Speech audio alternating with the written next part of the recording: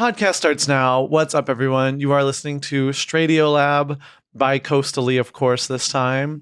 This is the first main feed episode where we are recording as two married men. Two married men. We went Buttigieg mode. We have gone Buttigieg mode for good. Our edge is found dead in a ditch. Our edge is over. We are political centrists, and we are ready to make moderate change very slowly over the next 65 years. We don't like this new generation. Yeah, we think they're doing. It's all backwards what they're up to. It's all backwards. Whatever happened to tradition? Whatever happened to respecting each other? This podcast is mostly about respecting your elders and also the differences between New York and LA. George, I want to kick it off and say I am feeling such an insane New York City FOMO. And actually, that's what I wanted to talk to you about because I know you are. It's crazy. It's like not right that I'm not there right now.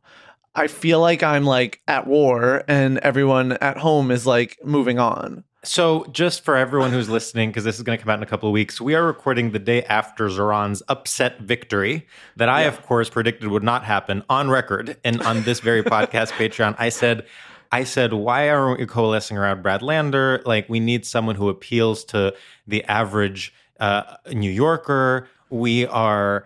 we're being overly optimistic with this young upstart and pie on my face. Yeah, the egg is dripping down your face as we speak. Is it egg on my face, not pie on my face? Well, you can get a little bit of both. You're getting a whole slew of foods thrown at your face. That's right. I'm pie on my face in the way that people, the gay activist threw pies on... Oh, what's her name? What's her name? We know her. That lady from the past. That lady that from the past. Okay, so you are feeling FOMO for New York. How's Karen Bass? It's just not fair. I'm to go from also the wedding, which for those listening, we were talking about just getting married. I just got married this weekend in New York, in New York City. Surrounded by loved ones, and it feels like I'm feeling a double whammy of like, wait, what is going on? Why am I here? And on top of it all, my job just ended, and which is why I was out here. And now I have no real reason to be out here, except that I moved to Los Angeles for a job, a very good job. Mm-hmm. The job ended. You came back to New York and got married, and then New York had this historic election. They are calling it the most shocking upset in modern New York City electoral politics history. And now you're back in LA. You are unemployed, no offense. And you are watching from afar as we are celebrating on the streets. Yeah. You have had a socialist revolution. I want to say Chi Osei, famous zillennial politician, was wearing the same shirt I was wearing to your wedding while canvassing for Zoran yesterday, which I think actually really locked it for the Democratic Party. It is just not right. And honestly, I've lived my whole life sort of in a slow and steady, in the tortoise hare binary, I'm always tortoise. Mm-hmm. And I'm feeling like, is tortoise the wrong identity for this moment? Oh, do I need to go hare mode? I want to bring in our guest because I think I actually really want to talk about whether we are in a tortoise era or a hare era. Because it's actually very confusing, and especially it's confusing post-Trump. So please welcome our dear friend, coming from a different part of Brooklyn than me, but from New York nonetheless. No, sorry, Sam. Jenny Hagel. Hi, how are you guys? So good. How are you? We are so good. I mean, I'm amazing because I'm in New York City. Yeah. You and I are riding the wave of a socialist revolution. That's right. We literally just got back from waving flags on a barricade like in Les Mis, like New York City flags. That's right. We're both in the same kind of like radical polycule, and we are on the streets of Park Slope and Brooklyn Heights, and we are marching and we are winning. Yes, I on the way home saw a rat hugging a pigeon. Wow. This is just a really banner time for New York, and I feel bad for anyone who's missing it. The rat and the Oh. pigeon actually cross-endorsed one another, They and that's did. the reason they could bring it back home. They did. Well, It was very cool. Yeah. Also, 2 bags of garbage cross-endorsed each other. Yes, which is That really was amazing. huge. Although, That was one huge. of those bags of garbage actually has really problematic views. I heard. I heard that she actually supported Cuomo in the previous election. Yeah. Well, we have to let people grow and learn and change as well. So, Jenny, do you think we're living in a hare or in a tortoise world? That's a great question. I think it depends if you are a Republican or Democrat. I think Whoa. Republicans are really all systems go. All their dreams are coming true. They're overturning laws right and left. They're electing people who were, I don't know, born 3 weeks ago. Really, I think it's full speed ahead for them. And I think Democrats cannot get moving. They cannot get anything. The Republicans are actually electing people that were conceived 3 weeks ago. Yeah. Interestingly. I feel like Democrats, and also I feel like Democrat spirits are broken. I feel like we've had just so many soul crushing losses over the last several years. We've had a few really hard losses where we thought that was in the bag and it didn't happen. And so I think Democrats do not know how to think or feel. And I feel like Democrats don't even know how to hope. I know when I went to the polls, and I don't love voting this way, but when I went to the polls for this mayoral primary, I was voting based on what I thought could conceivably happen and not what my dreams were. Yes. I think that there's something that happens with Democrats, which is they have been betrayed by every institution, and yet they want in their hearts to trust institutions, so they can't go full conspiratorial. Whereas Republicans, it's like if they're failed by institutions, they're like, oh, perfect, I'm QAnon. Love it. That's exactly right. That's exactly right. Democrats can't figure out why they can't win the game when they are the people being like, the game is rigged. Yes. But then they're like, but if we just follow the rules, yes, we exactly, can win the game. And you're like, what are you doing? Yes, and they are stuck in this cycle, and their ideology is like inherently paradoxical. Yes. Yes. Do you live your life, Jenny, in more of a hare or a tortoise way? Because I do feel I'm like kind of sick of I'm like today I'm wishing I could just be like, fuck it, it's a huge mistake. I'm ordering a moving van and I'm out of here. And I have never made a mistake like that in my life. It's like not built into me. Why would it be a mistake for you to move? Great question. That's an amazing question. Because it feels reckless. Like it's just like such a big decision to make suddenly that like isn't, I mean, I would land fine, but it would be like, did I move here? Was it a waste to come here at all? Like I gave up my apartment. It would be a decision you are making solely because of your feelings. Yeah. And it's difficult to like explain rationally. Yeah. Here's what I'll say. And what I'm saying is some advice a therapist said to me years ago, but I'm passing it along to you for free. Because I was trying to deal with a question similarly about what city to move to after a job ended. And I had moved to a city I had never had any intention of living in solely for a job. And I wanted to go to the next city based on like, I had friends there. I was dating somebody there, but I was like, I feel like the right career thing is for me to move to LA. And this therapist goes, well, you made your last move based solely on work. Why aren't you allowed to make your next move based solely on feelings? And I was like, whoa. wow. That is eerily extremely specific to Sam problems. Yeah, I'm a big believer of like, look, you make choices for work, but you're not at work every minute of the day. When work is done, you step outside and you have a life. And if your life is not in a city that you love and feel connected to, I don't know. And were those cities for you LA and New York, or were they different ones? So weirdly, LA was only part of the equation. I cut my comedy teeth in Chicago and lived there for 10 years. And right around the time I was thinking, you know what, I should probably choose New York or LA and get out of here. I mean, I loved Chicago, but I could kind of run out of jobs. Yeah. Time to move to a bigger city. I got offered a job at performing on the main stage at Second City Detroit, which is a theater that once existed. And I'm sure it doesn't sound fancy if you're not somebody who's familiar with like the Chicago scene or Second City, but it was like definitely a step up for me where I was. It was a paid gig. It was a equity theater gig. And I was really excited. And you get to write your own material and then perform it in front of audiences every night. And so I took that job, and I had never had any intention of living in the Detroit area.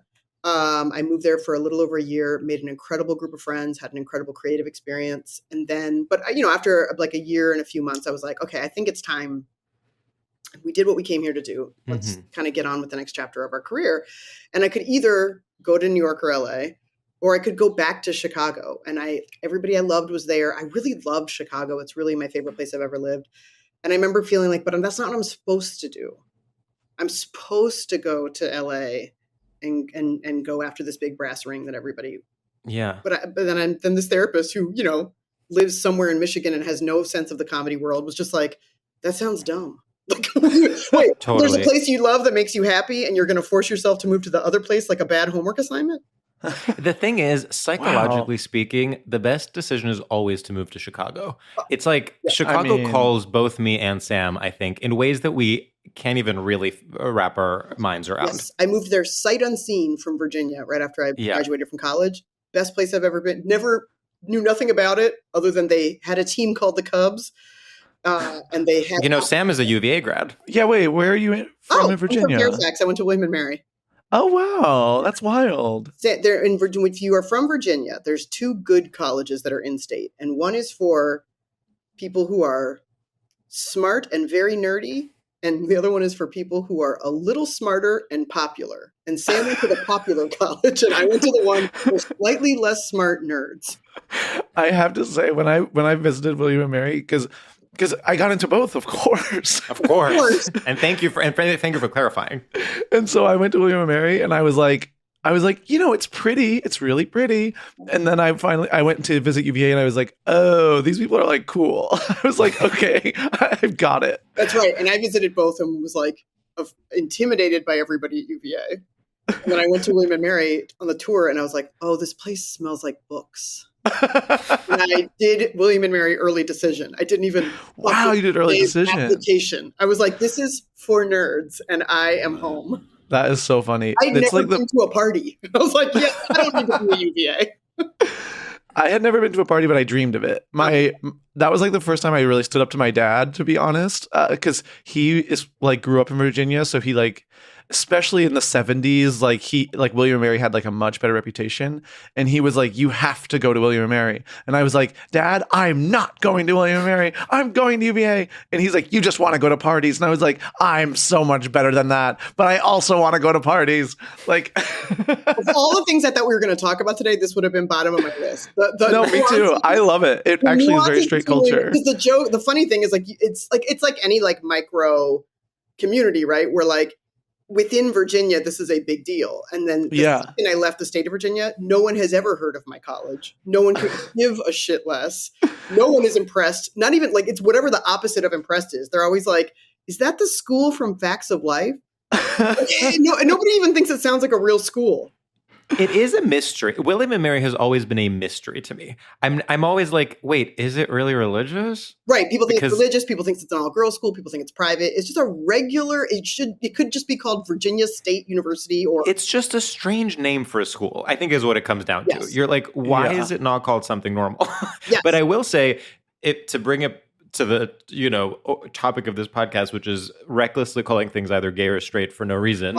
I do think UVA is the straight one, and William and Mary is the gay. UVA is so straight. With all due respect, Sam. No, it is. UVA is popped collars and Oakley sunglasses and polo matches, and that's what I imagine. And like someone doing a keg stand on top of someone else doing a keg stand. Yes, I honestly think I imagine Sam going to UVA as like him taking his fetish of manly, burly, straight men too far to the point where he's like, great, well, I'm going to go to a frat school.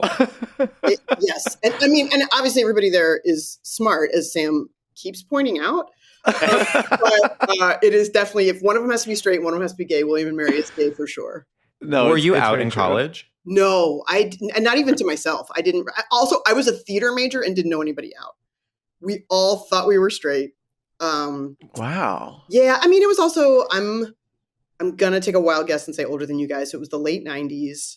Being out, I know it sounds silly, but even like a college theater department was still just a different thing.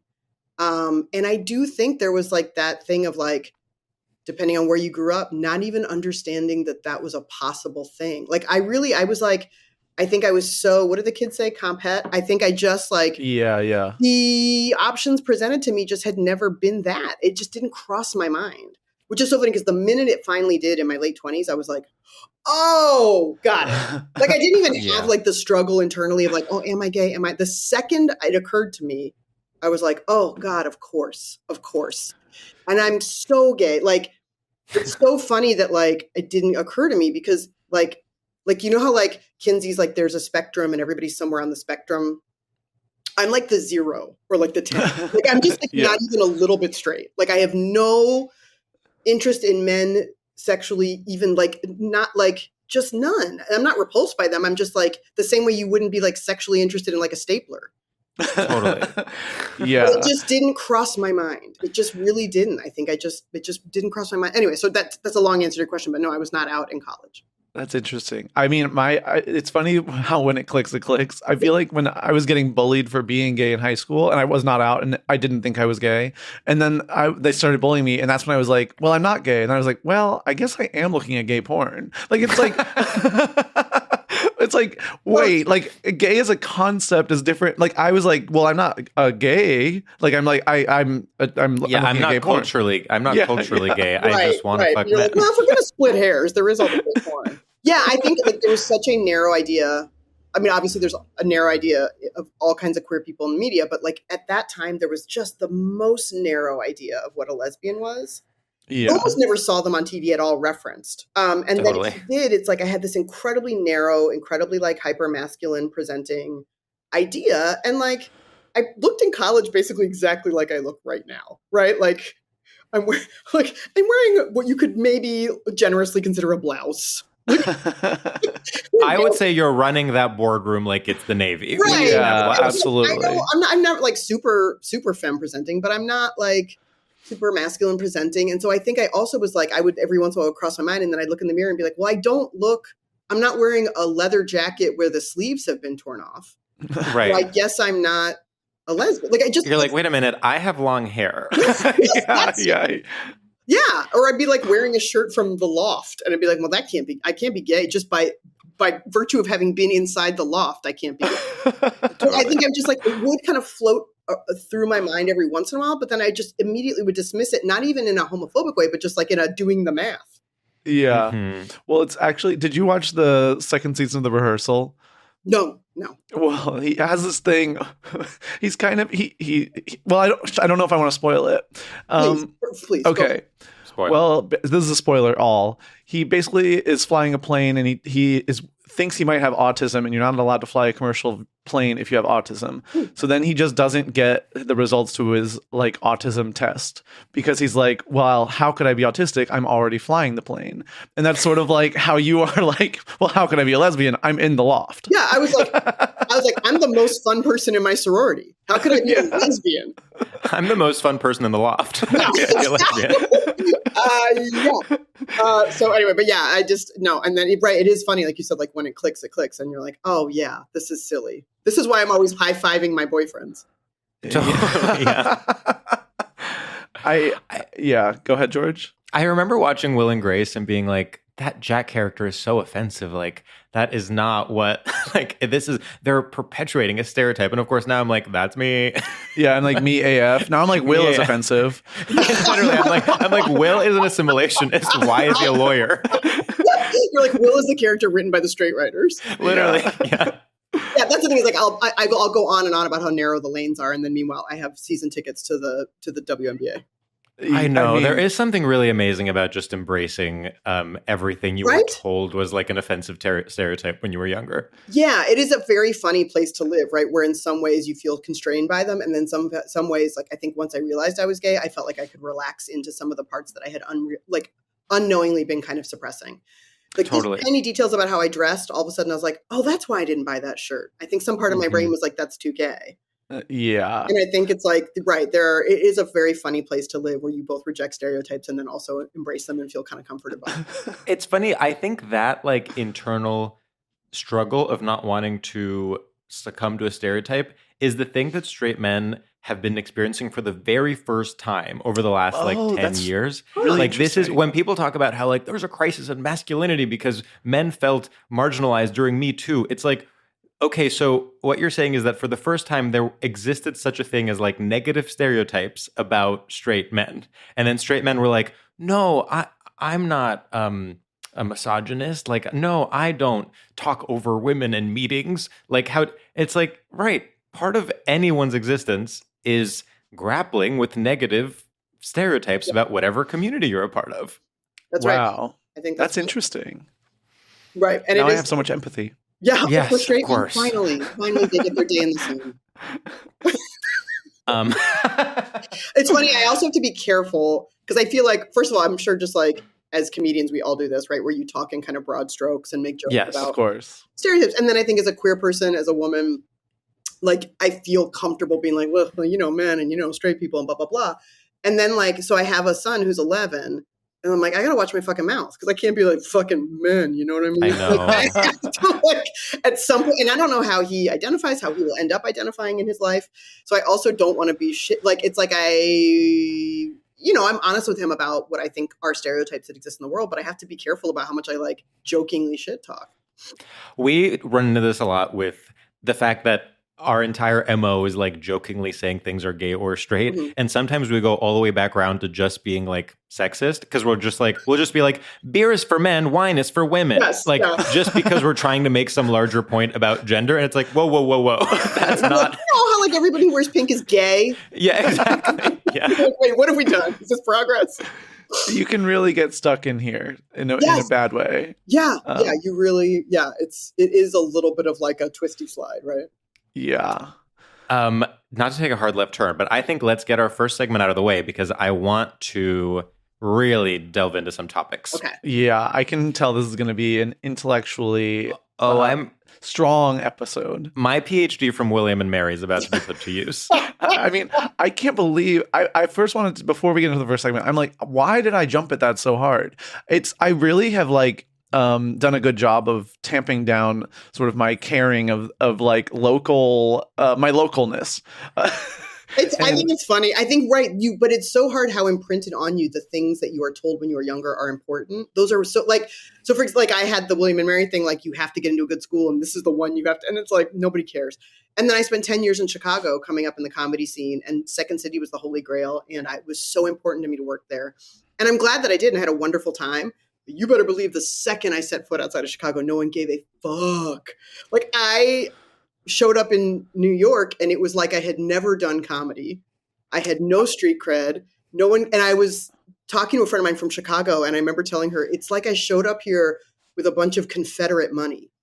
Like I can't spend it. No one gives it, but I lived and Sam, you'll get that from Virginia. You are speaking my language so much right now. But like then I showed, and I had a good friend who did comedy here in New York, and he told me he was going to move to LA, and I said to him, I was like, I need to tell you something to prepare you for when you go to LA. No one will give a fuck what you did in New York. Whatever little like, oh, I was at UCB on the house team called like Grandpa's Pickles. Like no one gives a fuck. No one's heard of Grandpa's Pickles. You have no currency. But I think that is like wherever you come up in the world, you cannot let go of these things being important. It's the way that I'm in LA. I was in New York for 12 years. Okay. And honey, I made a splash. Let's say that. And I'm out here and it's like I never existed. Like it's like I'm starting fresh in this way that I'm like, wait, what? And each time I'd be like, no, just like put yourself out there and people will like immediately like take to you. And I'm like, no, it's literally starting over. Oh, it's as if you've never done comedy a day in your life. You have to eat shit 1,000%. And I did it when I moved here. I did it when I moved to Detroit. People were like, constantly explaining to me how improv worked. I'd be like, okay. But you just be like, let me just eat shit for a little while. Wow. I have never heard of anything more humbling than people in Detroit explaining to you how improv works. That I think would be my worst nightmare. Yeah, I remember somebody explaining to me what one particular form was. And then the worst part is that form had been invented in Chicago and they were explaining it wrong. But I just had to be like, yes, okay. Yeah. Yes, okay. Great. Damn. And I think that's just, but anyway, like that's, again, like you show up with your whatever, your William and Mary diploma or your Second City t-shirt and people are like, I don't give a fuck. Mm-hmm. Damn. Well, I really brought the room down and I'm sorry. No, this is, I want to talk more about this, but I know it's like probably uninteresting to some listeners, but I like, that's sort of where the tornness of moving back to New York is like, is it just because I'm tired of being small? Oh, I see. Yeah, you're like, I'm tired of putting in the day-to-day effort. Yeah. Because the thing with when you're comfortable in your surroundings, then you choose where to put in the effort. It's like, okay, baseline, I have a community, I have friends, I am respected. Now I want to work on a new project. And that is where I'm putting in my effort. My effort isn't going into just like fitting in. Yeah. No, I think when you move to the new city, you have to hustle your ass off for a while. And it is a little bit like planting seeds. And then once you've been there for a couple of years, you have all this like what the thing that grows is like your reputation and your street cred and your network. And then you are able to be choosier and to really go hard on a corny metaphor, but you're able to pluck what you want to be doing. But in the beginning, it is just grinding. Yeah, I like I said, like I thought Second City was the holy grail, and then I moved to New York, and I was like, being on a late night show is the holy grail. And then I was just at Brooklyn Pride a couple weekends ago, and Second City recently opened a theater here in New York. I haven't been to it, but there's one in Brooklyn, and they had a booth at Brooklyn Pride, and there were some people there wearing these Second City shirts that had the Second City logo with rainbow, like a rainbow Second City shirt, which I'd never seen such a thing. Like when I was at Second City, it still wasn't, again, it was the early 2000s. It was a little dicey to be gay. The fact that Second City would have Pride merch. And again, like coming from Chicago, I still have a real affection for Second City. So I said, oh my God, can I get one of those shirts? And they're like, they're not for sale. They're really just for the people working this booth. And I was like, I get it. I was like, I will pay you for it. I'm alum. I just think it'd be so cool to have one of those shirts. And this woman goes, oh, did you do comedy in Chicago or something? It's like, great. It just is always, but that's okay. And then you answered, no, I was in Detroit. Yeah, I was like, you've heard of Michigan. I swear. But I think it was just like, look, it's always that that person's not required to know anything about me, but it is I know. The possibility of like, no matter how many things I do, there's always going to be somebody who's like, but you're nobody, right? And you're like, okay, well, yeah. If we had a soundboard that we could push little sound effects on, I want a Rodney Dangerfield I get no respect button. I want one so bad. No respect. I don't get no respect at all. And I want to be clear, like that person's not required to like give me anything, any kind of. Oh, but they should know. No. But it was really funny. It was like, yeah, no matter how many of these benchmarks you set for yourself, there's no point where it's like, and then I've made it, and then I don't have to try. It's like, yeah. Try. But Sam, I think you should move. Having just met you moments ago, I think you should move to the place that makes your heart feel good. Yeah, maybe New York is my UVA after all. Because people there are actually cool. Okay, let's do our first segment. Yes. Okay, Jenny, our first segment is called Straight Shooters. And in this segment, we're going to ask you a series of rapid fire questions. It's basically this thing or this other thing. And the only rule is you can't ask any follow-up questions or we will get so upset with you. Right. You really have to follow your heart. Okay. Yeah. George, you want to kick us off? Yes. So I'm looking at my notebook. I'm not looking down at my phone, I promise. Okay. Gold star or cash bar? Gold star. Democratic socialism. I panicked. Wow. Okay. Democratic socialism or operatic vocalism? Democratic socialism. My Cousin Vinny or Papua New Guinea? Oh, My Cousin Vinny. It holds up. Yeah. Okay. A missed opportunity or a kiss from Brendan Urie? Oh, a kiss from Brendan Urie. Voting absentee or turning 33? Oh, turning 33. Can you imagine being so young? Installing your AC or free falling towards the street? Free falling towards the street. I never want to install an AC. Dancing on my own or financing a deadly drone? Dancing on my own. Rock the vote or lost your tote? Rock the vote. Wow. Okay, let's see. I'm not going to carry a tote. I can't be bothered carrying totes. I do like the simplicity of rock the vote. Rock the vote is revolutionary. We need to bring back earnestly saying rock the vote. There's something to it. We need to bring back MTV as a legitimate political force. I know. The thing is, I'm always tempted to talk about youth culture, but the truth is I'm so far removed from it that I'm sure everything I'm saying is stupid. Like I have the instinct to be like, why is there no MTV these days? Like there needs to be like a sort of youth-oriented media organization that's like getting people pumped up and encouraging sort of like young people to speak their minds. And of course, like I'm sure there are things like that. It's just they're not targeting me. Right. I think it's just like I was thinking. It's so funny. I worked at MTV for a few years before I worked at late night. And I think so people would always, when they hear, I got to hear a lot of people's opinions about MTV because when I said where I worked, people would be like, why isn't MTV, like MTV doesn't play music videos and MTV is not relevant. Yeah. And I mean, that's fair. It had to pivot, when you got to a point where you could hear any song you wanted and go online and see any music video you wanted, it had to pivot to something else. But I just feel nostalgic for the time when like Kurt Loder was a real newsman. Like if they broke real news on MTV, it was really an important cultural, like, the Real World talked about HIV. It was just such an interesting, cool time. And I feel like I wish there was something that like was for young people. Again, maybe this exists and I hope somebody will tell me about it if it does, but something that is for young people, but assumes that young people are very smart. Isn't like a dumbed down or very like, isn't a dumbed down thing for young people. Like it really, like you had to kind of, MTV trusted that you were going to want to get your news about Kurt Cobain's death from this middle-aged man with a receding hairline and a blazer. Yeah. I mean, and the gay episodes of Next, honey, they raised me. That was really my first time being like, wait, gay guys are real? Yeah. No, totally. Next was like it was right in the middle of the transition from old MTV to new MTV. Like it wasn't music videos and, someone interviewing Courtney Love, but it also wasn't yet like Jersey Shore. Yeah, it was it was like half youth culture, half reality TV trash. Well, we do rate our guests on a scale of 0 to 1,000 doves. George, I think this was a really good performance. I think this was an amazing performance. I think the fact that you started with changing your mind really established a character.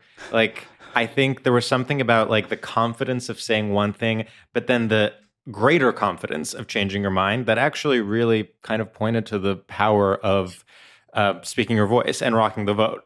Yeah. So with that, I'm going to say 947 doves. I agree. God, thank you. Yeah. This was maybe our first mind change in history. And we've been doing this for a while now. And I also think, you changing your mind, like, emphasized how seriously you were taking it. Like, if you didn't care, you would just like, whatever, pick an answer and then move on. But it also made us feel better about ourselves because we were like, okay, like she's actually sitting down and listening. I literally had this feeling for a second, like, does that mean I can't go to open bars anymore? Really, I panicked. I know, because that's an interesting one, Gold Star or open bar. Because I could see you being like, I got to stick with my people. Like, Gold Star is such a classic sort of like lesbian term. But then you were like, no, I like drinking more than I like being a lesbian. I know. If you're going to put them back to back. I think also Gold Star makes me nostalgic for the time when, and I know there still is like coded language and stuff in the queer community. Yeah. There's so much more, I think with the internet and social media, there's so much more access to our secret stuff that we lose it almost as soon as we create it. I feel like Gold Star makes me nostalgic for a time when we did have secrets and code words. God, I completely agree with you, actually. And this is something I think Sam and I talk about it all the time, how like gay terms now are so democratized and some random girl will just be like, twink? Like, we'll just be like, yes. Yeah, I saw a twink on the street. I'm like, hold on. Who are you? People are like, well, when I came out at work as a Democrat, and I'm like, totally. No. Yeah. Or people saying, like, straight people saying, using the terms topping and bottoming, yes. Which I think ultimately you should be allowed to do. I'm not, gatekeeping them, but I'm like, hold on. We need to have a town hall. I will gatekeep partner. Please, if you are not yes. gay, please stop telling me about your partner. Because then I get excited. You're a new friend or a new coworker, and you're like, well, my partner. And then I get excited that I've found another gay in the wild. Yes, but then they're actually coming out as a Democrat. But then then your name is Melissa, and then you're like, my partner. And then you're like, but Brad and I would love to have you over for dinner. And I'm like, no. Yeah. Brad's not your partner. He's that is rough. Whatever, but he's something. Maybe you get a new term. Maybe straight. Maybe you get a new term. For you can just call him your Brad. Maybe straight people just say you're my Brad for boy and my Melissa for girl. There you go. Brad is a guy you've been dating for a long time who will not commit to you and actually. Yes, correct. Melissa is the same thing. This is my Brad. Should we get into the topic? Yes. Jenny, first of all, you came with a list of to die for topics. They honestly kept getting better. I was like, I kept being like that one. I and then know. you kept. We chose kind of willy-nilly based on sort of what we were talking about, but all of them should be their own episode. So first, if you could just read them all and then tell us which one we're doing today. Okay, great. Thank you. This is my list of pitches for things in straight culture that I do not love. Bridal showers, purses, wine charms, candles as gifts, praising a man for doing the least, posting your children on social media, a dress that's just a long Oxford shirt, and babysitting your kids. Your own kids. Babysitting your own kids. Yeah. I mean, what an amazing list. Wine charms in particular, I was like, there's so much happening here. I was thinking of like posting your children on social media. I specifically am fascinated by the phenomenon of putting little emoji on your kids' faces on social media, because there's something so, first of all, just aesthetically, I hate it. Like it looks so bad. Mm-hmm. Like, why is there a little heart face in the middle of this like otherwise beautiful photograph? And then second of all, you're like, either do it or don't. I am kind of like, okay, I'm sure there's an answer. What's the point? I think the point is that they don't want, I think the point is that they don't want their children's likeness to be publicly available for like mass surveillance reasons. I assume. But then also to be a little more like grim about it, I also am sure that there's some sort of like fear about children being like some pervert being like turned on by your child. Yeah, I'm sure there's all of that. I mean, look, you get into dicey territory whenever you're a parent and you're like, parents should or should not do that. So I'm going to say already that I'm wading into dangerous waters. But I think that there is so much noise among parents around like safety and online safety for kids. And so I feel like why all of that? And like how to keep your kids safe online, what age they should have a phone, what controls you should have on your computer and your TV and all that and your phone. And then why do all of that? And then be like, it's Jaden's first day of school and post a picture of your actual child on your actual front steps with your actual address behind Jaden's head. Yes. Like he's in first day of first grade so that a literal kidnapper can be like, okay, first grade. So he's about 80 pounds. So I'll need the pickup and not the 4-door sedan. Okay. Like all of that makes, it's like, and your account has your last name and then you said your kid's first name. And like, maybe I'm old fashioned, but and also, I don't know, man. Like, I think I really feel like Jaden is going to be a grown up one day and is going to have all this stuff about them online and will have had no control over what was put out in the world about them. And I don't like Jaden's going to try to go for a job interview or just even like a first date. Think about how dig you deep before a first date or after a second date or whatever. And then you've got all of this stuff and Jaden has no control over how they are presented in the world. I love that I really doubled down on the name Jaden. No, I know Jaden is real. I can see him currently. There's something about the emoji on kids' faces that feels very specifically millennial or elder millennial to me, because it is those parents both have the urge to post, but also grew up knowing the dangers of the internet. Like, and they just can't decide. And it's like, it is the result of like two different views pulling at you. Like, you're like, I need the likes because that's what gives me self-worth. But I also know I was raised to fear just like putting information out there. That's really interesting. I had never thought of that being like a visual representation of this like push-pull, but I think you're exactly right. And again, like, I don't mean to be a purist, and some people have very small online circles. Maybe I'm just extra nervous about it because I am on TV and every once in a while somebody recognizes me and then I'm like, I don't know if I want that person to also know where I live and where my son is. And also, like, I'm queer, so I'm also like, some people have opinions about whether or not we should be allowed to own children. So I'm like, let me just stay. And thank you for calling it owning, by the way. It's very recent. It's only very recent in recent human history that I wouldn't have been allowed to own my child. So, wow. But okay, and then the topic we have decided to go with is the long Oxford as a dress. Yes. I would love for you to talk a little bit about what makes it straight to you. Okay. I think that it is very straight. It's so interesting because I think it has no flavor. There's no edge to it. You just took a shirt and made it longer. It's just a long shirt. I don't know how else. It's like, it's just, you took a shirt and just kept going. And I think I find it bland as an object. And I also feel like it favors the blandest bodies. Because I think like you really can't, if you are somebody who is curvy, that dress is not cut for you. So I think it just really celebrates blandness in a way that I don't enjoy. And I don't love a thing on a woman where it's like, I'm serious, but I'm not. I feel like either you're about your business or you're out to have a good time. It's, you know what it is? It's the mullet of dresses. It's business on top and party on the bottom. What are we doing? Are we It's the compromise that pleases no one. That's it. You try to please everyone, you'll please no one. And that's what this garment has done.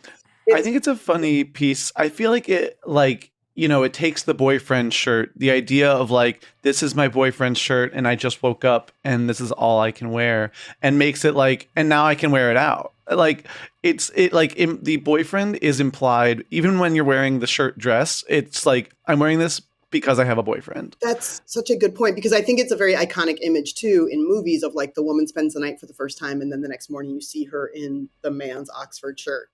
And I think it's like, you can wear an Oxford shirt. It's okay, lady. Live your best life. Go wear an Oxford shirt. You don't have to be like, this is the girl version.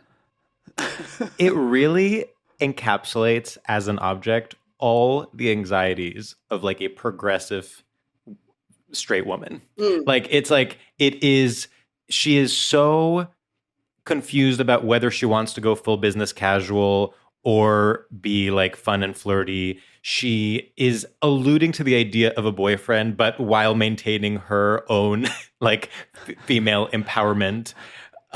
She reads the cut, like she reads fashion journalism, but is not like, scrolling through runway photos every day. She's just like, it's this desperation of just like, please just take me seriously while also viewing me as kind of attractive. Like, it's just like, can't I just win, please? Yeah, I think it is so sexy. And again, I'm a lesbian, so I have my own perspective. That's very gay, but I think it's like very cool and sexy when a woman wears traditional men's clothing and does it unapologetically. And I think that's what I don't like, is this is an apologetic garment. Yes, it is. It's exactly right. It's like, I mean, it's sort of similar to like a skirt suit in that way. Like, there is something that's like, I'm trying, not that I'm against skirt suits, but it's like, I'm trying to allude to a suit, a masculine, symbol, but I'm still a woman. Yeah. And I think it's also, they're just always so plain. Every time I've seen one, it's either white or it's that Oxford shirt blue. So like, you're not going to see one in a fun pattern.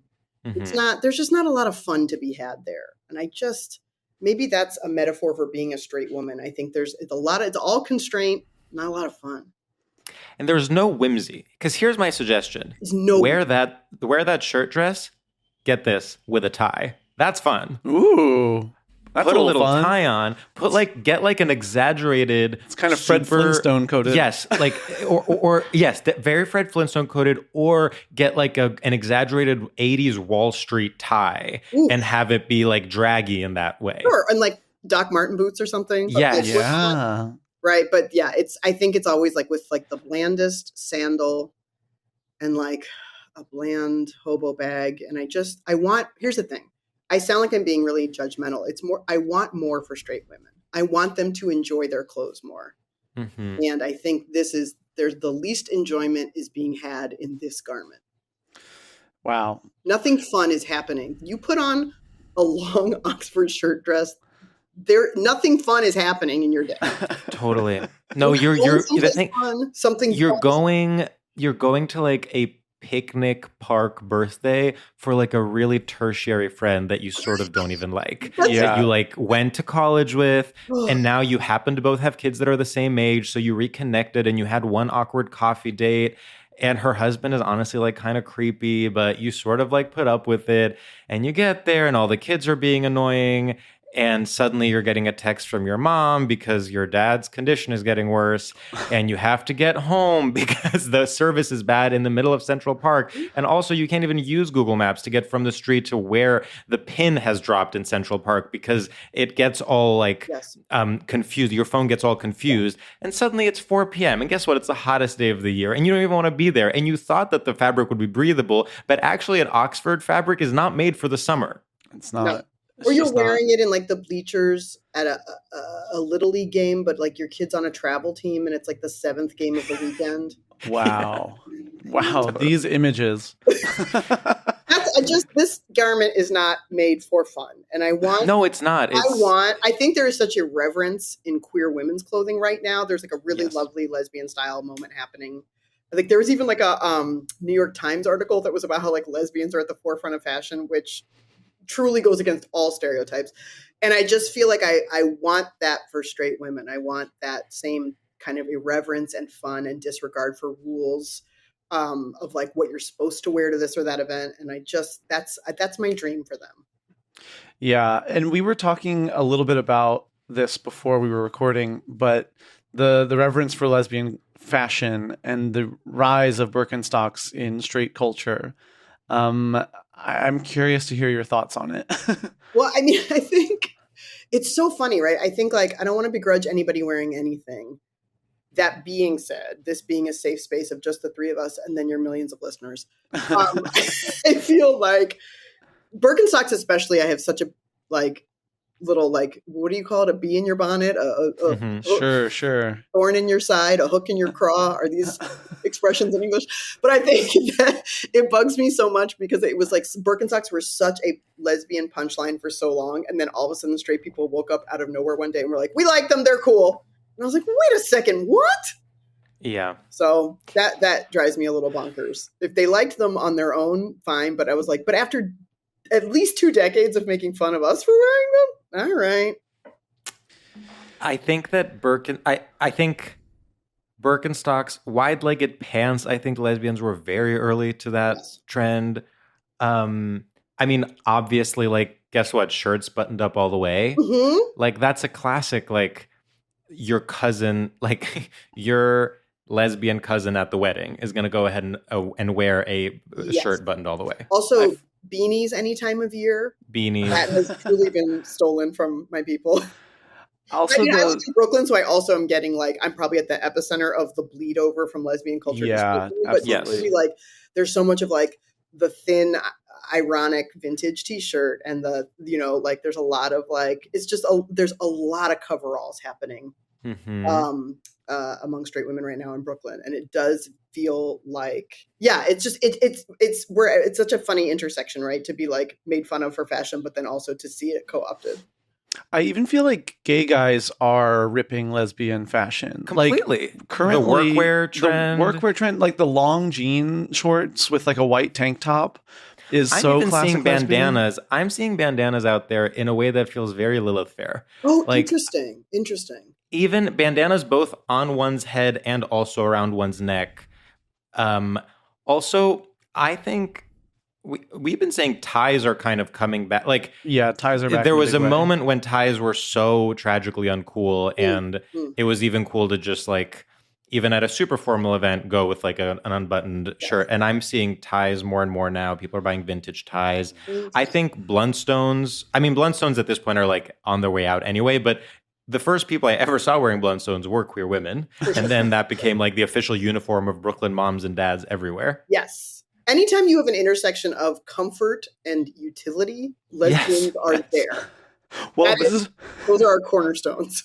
But this is what's tough about the Blundstone. George, I respect and agree with you that the Blundstone has been like so trendy for so long and it can't last.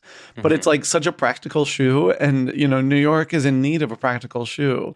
So I mean, it's really hard to give it up. Totally. Well, guess what? You know what's on the rise now, and I think I was on the forefront of this.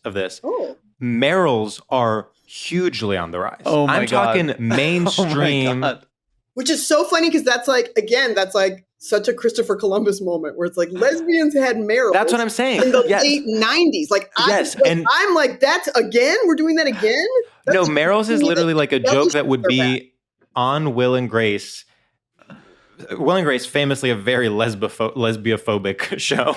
They had one, literally Rosie O'Donnell plays a character and she's just the punchline of every single joke. But it would be very classic for her to be like wearing Merrill's and for Jack to make fun of her for it. Sure.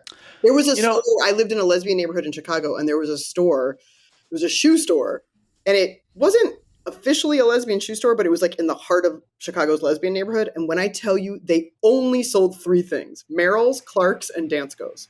I feel like, jokes aside about lesbian style and gay men style, the thing that does make me a little crazy about all of it getting co-opted so fast is that it also grew out of a need to be able to identify each other. And I will say that when straight people look like queer people, then you just don't know. There's no way for us to privately signal to each other, hey, I'm one of you. Hey, you are safe with me. And like, I'm not saying this, I don't mean to like bring the room down, but I also miss that, of these like little tiny things that we knew to look for or listen for that could help us identify each other to each other if we wanted to. And I feel like everything that gets made bleeds into straight culture so fast that we can't keep a hold of anything.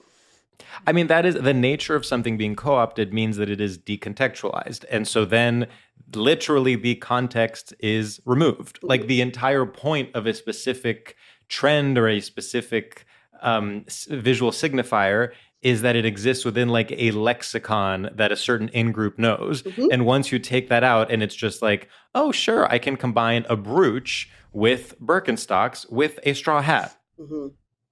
Okay, so what are you? Sure. But just even like the tiniest things, like, in the 80s that men would wear an earring on a certain side. Exactly. That just like the tiniest little, or like words, lingo that you would float into a conversation that would go over a straight coworker's head, but a queer coworker could be across the room and hear it and go, mm-hmm. Oh, okay, now I know the new employee is also gay. Yeah. I had this realization recently because I was like, I have an earring, I have a mustache, like both kind of gay coded things. And when done the right way. And then I was like, wait a minute, I look exactly like Benson Boone. Like I was like, oh no, what happened? But honestly, like there are 27 different things about Benson Boone that would have been gay 10 years ago. Gymnastics is like doesn't even crack the top 5. Completely. This is actually what drives me insane. I have nothing against them personally, but the Benson Boone image is, more than anything I've seen recently, just a combination of signifier, like irresponsible signifiers, just like they'll throw anything at him. They'll be like, sure, have a mustache, have this hair, also you're a Mormon, also you can do flips, like, yes, we can see the clear outline of your cock at all times, but it's not sexual, it's for kids. It feels like a PR person or a manager, a stylist took a bunch of things and put them on the side of dice. Exactly. Like a Yahtzee cup and then went like this. And then you just are like, okay. He never has any reason to wear that damn outfit. Like, the music does not call for that outfit ever. Or the flips. It's not flipping music. It's not flipping music. Folks, teach Charlie XCX how to do a flip. That's flipping music. Right? I'm there for that. Yeah. I would love it if Charlie XCX learned how to do a flip. Before she learned how to sing or dance, no offense. She's like, I'm going to learn how to flip. Oh, that would be awesome. Oh, my God. Wow. Well, I mean, Jenny, any final thoughts on Oxford shirts as dresses? Or, frankly, fashion writ large? The last person who should be answering this question. Here's what I think. I think wear what feels good to you, right? Yeah. Wear what really feels like you. I think that's really the rule of fashion. I feel like New York taught me that. I think New York is full of people who are making choices. And I really love that about New York. It took me a minute. When I first moved here, somebody was telling me that because they knew somebody who was worried about what to wear on the first day of a job. They were coming from another city. And I remember she said this really great thing. She goes, here's the thing about New York. You're always dressed correctly if you look like you made a choice. So like if you show up to that job, a t-shirt and jeans can be right or wrong. She goes, if it's like an oversized t-shirt you got for free at a 5K and like some loose dad jeans and then a pair of sneakers that are like your old running shoes, that's wrong. That looks like you just fell into that. Mm-hmm. If it's like a stylish t-shirt that has the name of some cool band on it and well-fitted jeans and cool sneakers that are well taken care of, like then that's an outfit. And I think in New York, if you look like you made a choice that feels good to you, you are always well dressed. And I think that is a there's a lot of things that New York will take from you, but that is a thing that New York has given me. And I really like that. I worry so much less about if I'm dressed right when I live here. And I just worry, do I dress like am I dressed like I feel great? That is such a great point. When we were just back in town, and my husband was putting on, it's my first time saying it publicly. He put on like sort of socks that like, they were almost like hiking socks. Like they didn't go with, it was like hot out and it didn't make any sense. And he was like, these are the only socks I have. Can I wear these? And I was like, absolutely. It's New York. Like I was like, in LA, people dress badly because they don't know. In New York, people are dressing badly because it's a stylistic choice and they're trying to make a point.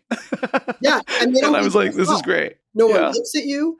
Well, one point when I was pregnant, I was 8 months pregnant and I was on my way to a job, and we'd all decided at that job we were going to dress up for Halloween.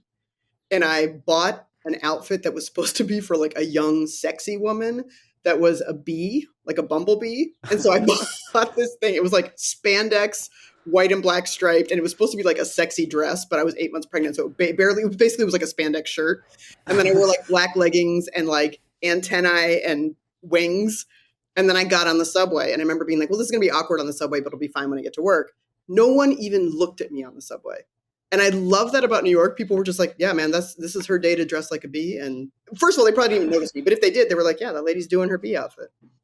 Yeah. No, it's heaven on earth. And that's what I want for straight women. I want straight women to wake up in the morning and be like, today's the day I dress like a bee. Throw your Oxford shirt dress in the trash. Dress like a bee. Do you.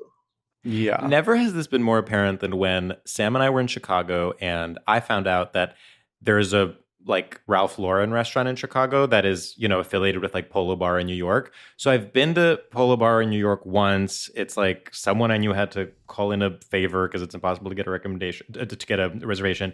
And of course, everyone is like dressed so quirky, and it's a mix of like gay men with their 3 girlfriends and then one straight woman with her 3 gay male friends. Like it is very like everyone, it ranges from like someone turning a full look to what you're saying where they're wearing a t-shirt but it looks correct, whatever.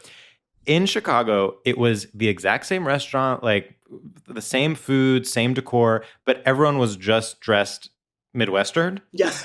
And I was like, damn it, this is actually altering my experience. So here's another great thing that I heard about Chicago versus New York versus whatever. Somebody told me one time, they were like, every city has its money, right? And they were like, in Boston, because of all the universities and Harvard and all that and MIT, they're like, in Boston, intelligence is money. In New York, money is money, right? In LA, fame is money. Fame is money, yes. And I think in Chicago, authenticity is money. Chicago, like if I dressed to go to a bar in Chicago the way I dressed in New York, and I'm not even like the fanciest dresser, but if I put on like leather pants and a whatever to go, people will be like, oh, okay, fancy pants. What the fuck do you think you are? Like, there is no pretension in Chicago. And I really like that because I think it is like the more authentic you are, the more people fuck with you, the more people know they can respect you and trust you. And then the farther you get, I think authenticity is the money of Chicago. That and Polish sausages. Yeah. God, I love Chicago. This is very interesting. I'm like, city. what is the money of San Francisco? It's like, I don't know San Francisco well enough. I mean, it's like tech. It's like, VC maybe influence. Money. Yeah, seed money. Also, I feel like in London, it's like internationalness. It's like, how international are you? Like, you have to have grown up in 3 different countries.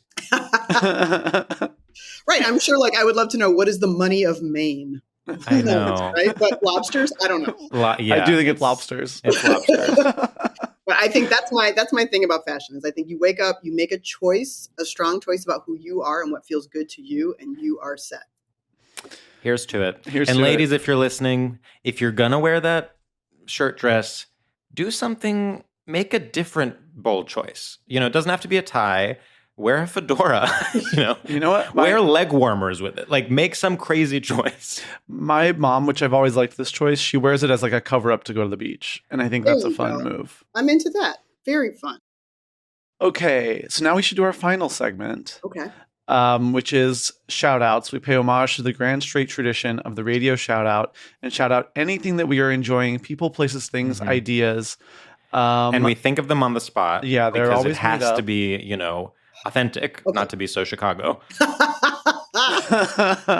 Sam, do you so have is it one? like a round robin? We go around. Yeah, Yeah, we'll we'll each go. go first. We'll go first, and then you'll go. Sam, do you have one? You go first. Can you go first? Okay, I can go first. Okay. I can't tell which direction I want to go in. Yeah. Okay. All right. What's up, New Yorkers, bodega frequenters everywhere? I want to give a shout out to Haagen-Dazs Butter Pecan. I recently rediscovered butter pecan for the first time in probably over a decade. And I made the realization that what you associate with butter pecan is like a window into your personality, your upbringing, and like your own cultural references. So one time someone told me that it was Carrie Bradshaw's favorite ice cream. I actually Googled it and cannot find any proof of that. I think it might be completely wrong. That's what I associate with it. So depending on where you grew up, you're either a pro butter pecan or an anti butter pecan person. I also think even gender-wise, there's some complication there because I think it seems very feminine butter pecan, but there's also something like robust about it. Like you're not being like faggy and getting like, you know, a sort of chocolate swirl. So I'm like, butter pecan, you know, it's kind of the white t-shirt of ice creams in that you can make of it what you want. And it's also both sophisticated and of the people because it's sort of available everywhere, but it like, it sort of points to a higher sophistication. So I guess what I'm saying is, and also frankly, it's delicious and kind of goes with everything. You can pair it with any other kind of scoop. So get out there and get yourself some Haagen-Dazs butter pecan. Woo! Okay. I don't think I've talked about this one yet. And if I have, I'm going to jump off a cliff, quite frankly. What's up, freaks, losers, and perverts around the globe? I want to give a huge shout out to the Paul Rubens documentary, Pee-wee as Himself. I watched this the other night, and it was so damn touching and so interesting. And it's always so fun to see someone who is like, you know, you're so familiar with, you think you know, and then you see how it all played out, and you're like, oh damn, I had no idea. Like, of course he comes from like a weirdo visual art background. Like there's so much in Pee-wee and in that world that was so smart, and I was so touched by all of it. And it's just crazy to watch. I don't know, like how just genuinely homophobic the world was, and how it sort of ruined him at multiple points. And it's so sad and heartbreaking that he wasn't allowed to just be a gay guy out in the world, because he would have been an amazing gay guy out in the world. So shout out to the Paul Rubens documentary. I highly recommend you all watch it. And shout out to Pee-wee. You're incredible. XOXO, Sam. Woo! Sam, have I told you that I know the guy who made it, Matt Wolf? No. What? That documentary was outstanding. It's so incredible. Good. It's actually funny. I don't think I've said this on the podcast, but for whatever reason, we have a mutual friend, a very good mutual friend, and so she has these Shabbat dinners, and that's the only place I see him, and I always like make small talk with him. He's like very nice, but I just like had no idea he was this incredibly successful and incredibly talented and respected filmmaker. I guess I just like hadn't asked. And so this thing happened where this series came out that is like one of the best like documentaries of any kind that I've seen.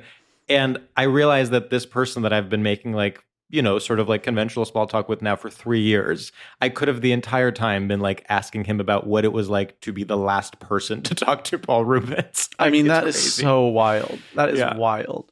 I love Paul Rubens and Pee-wee Herman so much. When his show was on Broadway, I had just moved to New York, and I bought a like third row ticket and went by myself. Wow. I love his work. I think his work is so fascinating and so just smart and interesting. And what a talent. And that really was, it was a brilliant but really sad documentary. Yeah, it was. Phew. Okay, Jenny, whenever you are ready. Bring it home. All right, you guys. What's up, cool kids who went to UVA and nerds who went to William and Mary? Today, I would like to give a shout out to Weird Al. I recently had reason to revisit his body of work. I have to say, I always enjoyed him when I was younger. I had not realized how smart some of his work is. I did a lot of watching original music videos that he parodied and then watching his parody right afterwards. This man was doing a shot-for-shot remake of the Beat It video. This man had incredible references, Like a Surgeon Holds Up. In the Like a Virgin video, we have Madonna writhing on a gondola on the canals of Venice. And then you've got Weird Al on a gurney that's moving down a hallway in a hospital, and he's writhing at the end of it. Like, it's so interesting. Like, these really interesting visual bits that just they're not even part of the song. And also, I think he is such a lovely, inspiring tale of, like, really being yourself. Because there's a million people out there doing, like, pop music or some other kind of more marketable music. And this man was like, I want to do parody songs while I play the accordion. And I'm sure 1,000 people were like, do not do that. No one wants that. And it turns out people always want what you have to give if it's coming from, like, the center of your heart. And you can tell what a great time he's having doing these things. And I just love so much that this man was like, this is what's inside of me. I'm giving it to the world, and it is a delight. Wow. Incredible. Weird Al raised me. The song Albuquerque, I would revisit like over and over and over and over.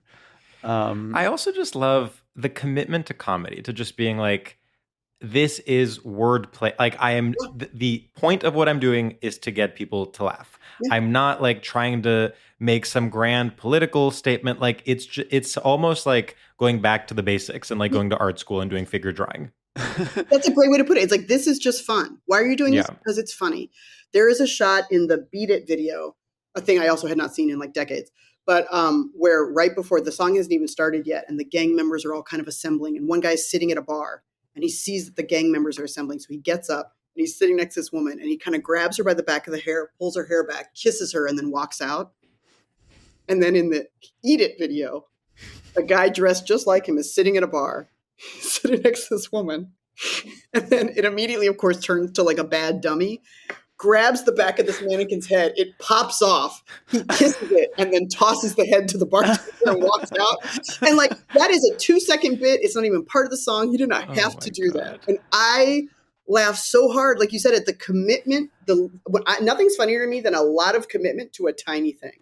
Yes. Yeah.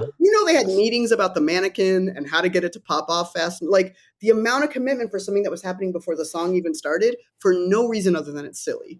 Yeah. What a delight. And honestly, I think that relates to your suspicion of shirt dresses, because there's a lack of commitment there. Yeah. It all comes back to the shirt dress. Yeah. There's no fun. There's no playfulness. There's no commitment. Everything that's missing in a shirt dress, everything you're not getting from a shirt dress, you're going to get in a Weird Al video. Wow. And there we have it. That's Jenny. Thanks so much, everyone. Yes, thank you so much, first of all. But tell everyone, where they can find you, what's going on, how they can financially support you in these trying times. First and foremost, obviously put money into my son's college fund. Of course. And we'll include a link. We'll have a link, yeah. But not his face. It'll be like yes, exactly. No, I've been doing a monthly live show for a while now called Jenny Hagel Gives Advice. It's a really fun show I do. I always have a different comedy guest every month. But basically what happens is when audience members come in, they get a couple index cards and a pen, and they can write down questions they want advice on. They put them into buckets that are at the front of the stage.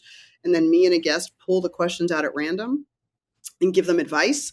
And then at the end of every show, a real therapist comes on stage and tells us if we did a good job or not. Wow. It is so fun. The therapists are always very honest. They are not comedians. They are real human therapists. They're so fun. And I'm doing that show this July, Saturday, July 26th at Joe's Pub in Manhattan. And if you felt like joining, it'd be really fun. They actually end up being these really fun shows because people are very honest and vulnerable with their questions. I think something about not having to say it out loud, you write it anonymously on a card. People really will open up and ask really lovely questions. And it every evening has a kind of a lovely community vibe to it. I love that. Well, that sounds amazing. Let's get Orna in there. Let's get Orna, folks. We got to get her. Yeah, please come and check it out. You guys, this was such a delight. Thank you for having me. This was so much fun. Thank you so much for doing it. We're both huge fans, and this was really lovely. Oh, likewise. Thank you. Well then. All right. Bye. Bye. StraightioLab is a production by Will Ferrell's Big Money Players Network and iHeart Podcasts. Created and hosted by George Civeris and Sam Taggart. Executive produced by Will Ferrell, Han Sani, and Olivia Aguilar. Co-produced by Bei Wang. Edited and engineered by Adam Avalos. Artwork by Michael Fales and Matt Grubb. Theme music by Ben Kling.